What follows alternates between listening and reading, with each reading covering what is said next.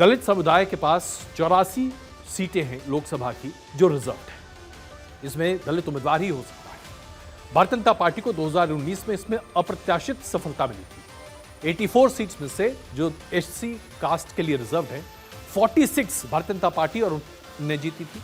उनके सहयोगी दलों ने 8 सीटें और जीती थी। कांग्रेस को सिर्फ 5 सीटों पर, शेड्यूल्ड कास्ट सीटों पर सफलता मिली थी और कांग्रेस के सहयोगी दलों को 11 सीटों पर, 6 सीटों पर, यानी कि टोटल 11 सीटें। 84 में से 11 पर कांग्रेस और सहयोगी दलों को सफलता मिली थी। बीएसपी 2 सीट पर जीती थी।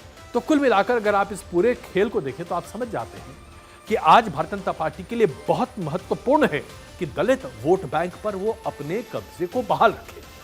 अब यहां पर जो सेंध भारतीय जनता पार्टी ने दलित वोट बैंक पर लगाई, जिस पर एक जमाने में कांग्रेस का आधिपत्य हुआ करता था, जिसको धीरे धीरे हमने छिटकते हुए देखा। अब इसकी एक छोटी सी कहानी आपके सामने प्रस्तुत करता हूं और बड़ी रोचक है साहब। 1992 में या उसके आसपास जैसे ही ओबीसी राजनीति का उदय आप भारत के परिप्रेक्ष्य में देखते हैं, दक्षिण भारत की बात नहीं कर रहा, मैं उत्तर भारत की बात कर रहा हूं, उसके साथ ही दलित राजनीति का भी एक नया उबार देखने को मिला। कांशीराम ने एक नई अनुभूति दलितों के बीच में डाली कि दलितों की एक पार्टी हो सकती है जो कि जैन प्रकरण किसी भी तरीके से जोड़ तोड़ करती हुई सत्ता पर काबिज हो सकती है और दलितों की सरकार बन सकती है।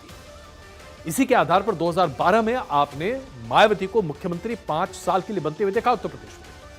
अब इस आधार पर जैसे ही आप आगे आते हैं तो क्या हुआ, कांग्रेस से जो नाराजगी थी दलितों की, वो छिटकते हुए क्षेत्रीय दलों तक चली गई और क्षेत्रीय दलों को काफी उसका फायदा मिला।